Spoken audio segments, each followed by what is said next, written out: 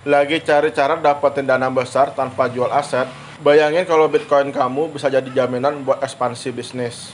Bro, kalau lo sekarang lagi di usia 35 sampai 44 tahun, pasti lagi mikirin gimana caranya bisnis bisa scale up tanpa harus jual aset yang udah susah payah lo kumpulin. Gua ngerti banget rasanya, aset Bitcoin udah naik gila-gilaan, tapi kalau dijual, sayang. Tapi diem doang juga rugi. Gimana kalau bisa lo manfaatin Bitcoin itu tanpa harus dijual? Oke, gua jelasin strategi treasury Bitcoin as collateral. Artinya kita pakai Bitcoin sebagai jaminan untuk dapatin pinjaman atau modal kerja. Bukan buat spekulasi ya, tapi buat ngelola cash flow atau ekspansi bisnis secara strategis. Buat lo yang punya Bitcoin dari dulu, apalagi yang beli di harga bawah, sekarang nilainya udah naik. Daripada lo cairin, lebih baik lo jadikan jaminan buat dapetin dana tunai.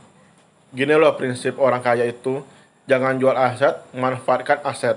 Perusahaan perusahaan teknologi besar dari Amerika udah pakai strategi ini. Mereka punya lebih dari 500.000 Bitcoin. Tahun 2022, mereka pakai sebagian Bitcoinnya sebagai jaminan untuk pinjam modal lewat Silvergate Bank.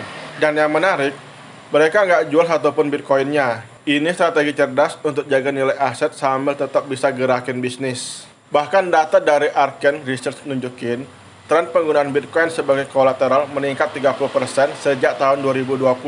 Artinya, ini bukan cuma tren, tapi strategi keuangan baru di era digital. Sederhananya, lo simpan Bitcoin lo di platform terpercaya kayak Ledn, BlockFi, atau bahkan bank kripto yang punya lisensi.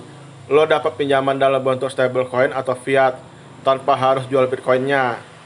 Lo tetap punya upside dari Bitcoin, tapi juga punya likuiditas buat muter bisnis. Tapi ingat, selalu ada resiko. Volatilitas harga Bitcoin itu nyata. Jadi, pinjam maksimal 50% dari nilai jaminan. Jangan serakah dan pilih platform yang punya reputasi baik dan transparan soal proteksi aset lo.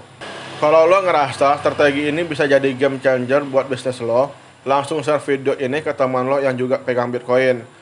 Tulis di kolom komentar, lo lebih pilih jual atau jaminin. Dan jangan lupa follow gue buat konten strategi finansial dan kripto lainnya yang relevan buat kita-kita yang udah nggak muda, tapi makin cerdas. Perlu diingat, untuk muslim, ini haram karena ada unsur ribanya.